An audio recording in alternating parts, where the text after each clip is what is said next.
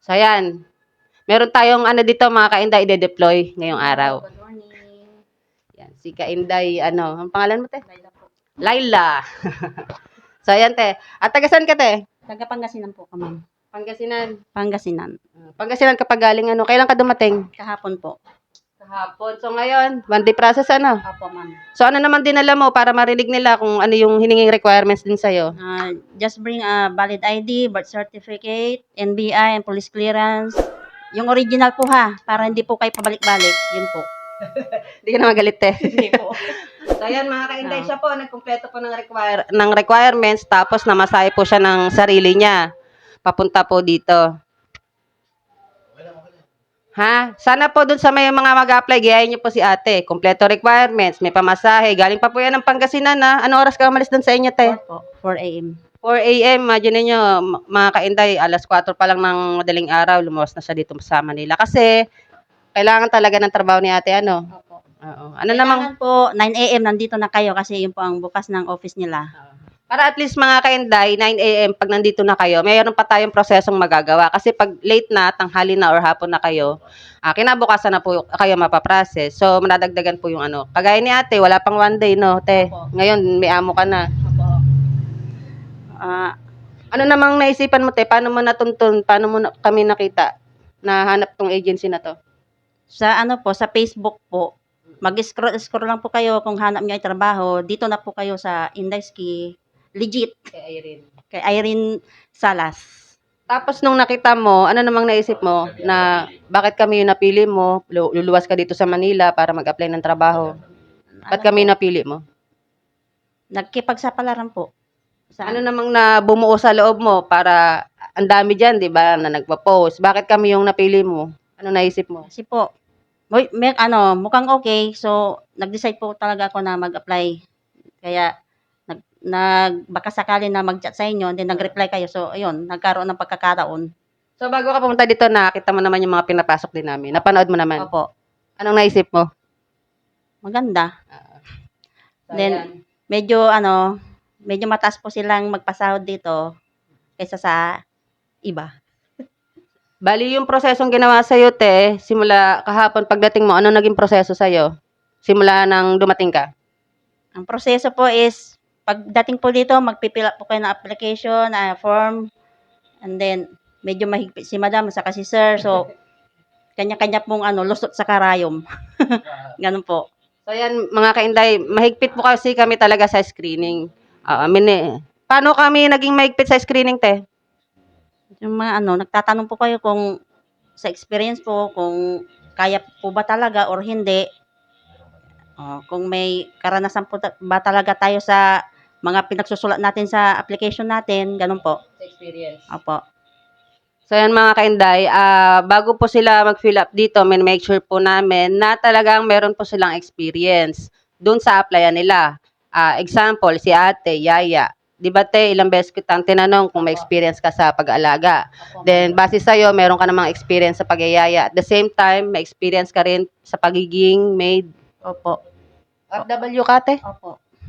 So, si ate OFW din naman. So, talaga may experience po siya, mga kainday. At saka natanong ko rin sa'yo, te, kung kaya mo mag-alaga ng 2 years old. Kunwari, yan yung 2 years old. Ikaw na nga nagsabi na ganong edad is kalikutan. Opo. Hindi naman makulit. Kalikutan. Kalikutan. Yan yung mga habol-habol, ganyan. So, talagang kaya mo, te, ha? Opo, ma'am. Kaya? Opo, ma'am. So, yan. Kailangan din mahaba ang pasensya, te, ha? Tapos yung safety ng bata, importante, ha? Yun yung number 1. Oo. By the way pala, te, mapopost ka, mako-content ka dito sa Facebook ng Irene, tsaka sa Endaiski, te, ha? Opo, ma'am. Mapapanood ka na ng love life mo. Hello, shout out sa mga taga Pangasinan. Pala, shoutout mo sila, te. Batiin mo Hello, sila. mga kamarites.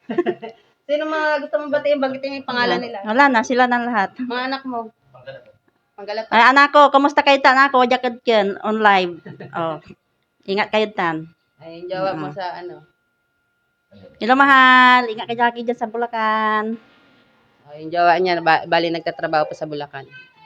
So, ayan, ate. Ikukwento natin sa kanila kung sino yung among nakuha mo, te, ha? Pero masaya ka ba, te, sa among nakuha mo? Hopefully. Sana po. So, pakabait ka dun, te, ha? Kasi, mabait din yung amo mo. So, yan, na-brief ka dito. Ang briefing natin, te, umabot ng 1 hour mahigit, ano? Opo. Yung briefing nyo kahapon? Opo, ma'am. Oh, naintindihan mo naman yung lahat ng briefing, te. 'Di ba sabi ko sa'yo bago nag-briefing, kung meron kang hindi naintindihan, itanong mo na para at least wala tayong hindi naintindihan. So, klaro naman sa'yo lahat yun, te. Opo, klaro po. Magmula trabaho, sahod, ilan ang amo, paano ang setup ng day off, paano ang setup ng sahuran, magkano rin ang sahod. Opo. So, lahat naman na klaro sa'yo, te. Opo. Mga kainday, mag-start po ako sa sahod na 13K. Pabonus na sa akin kung taasan ni madam. Walang problema si ma'am sa increase. Basta te, worth it. Kasi yung isa doon, wala pa nga 2 weeks, tinaasan na agad eh.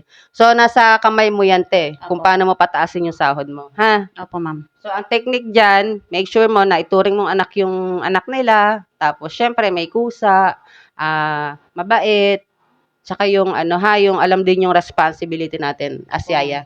Opo, ma'am. So, parang gamay mo na rin kasi 9 yung anak mo, te? Yung kids mo. So, lahat ikaw yung nag-alaga.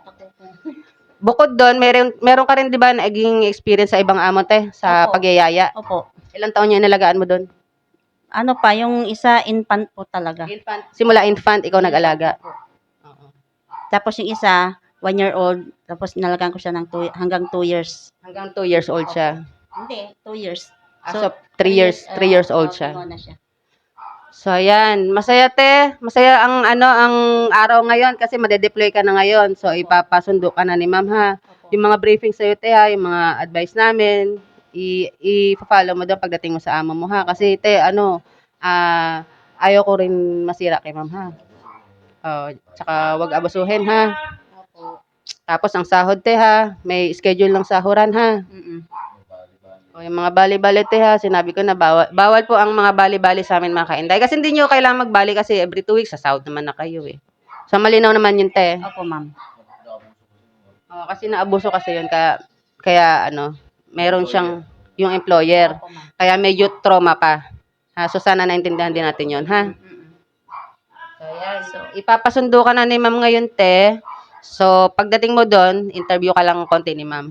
So, siya kasi mga kainday, hindi na siya in-interview ni ma'am kasi na-screen naman namin si Ate Maigi. So, lahat naman na ng trabaho, alam niya, sahod, day off, ganyan, alam naman na niya. So, yan, te. Papasundo ka na ni ma'am, te, ha? Ready ka na ba? Opo, ma'am. Wala ka nang gustong ibang batiin? Wala na po. So, kung gusto niyo po mag-apply, halina po kayo dito sa Indaiski Kay Irene. kay Ma'am Irene Salas. Ayan mga kainday, medyo mainit. So hanggang dito na po muna tayo mga kainday at bukas po ulit ha mga kainday. May mga slot pa po tayo na natitira. Kung sino pong gusto, kompleto requirements, saka may pamasahe, chat na po. Kaya mapapost ko ulit dito sa sa Irene Salas saka kay Indaiski, ha. Opo. Kagaya ngayon mga kainday doon sa mga hindi pa po nare-replyan, pasensya lang, pagpasensya nyo na po kasi kagaya ngayon, tinan nyo, nagbablog. So, antay lang po tayo sa ma-replyan tayo, ha. Parang kagaya ni ate, hindi siya na-replyan agad, te. Opo. So, hindi po ako makareply kagaya ngayon. Antay-antay lang po kayo. Then, pag may time si madam, magre-reply naman po siya.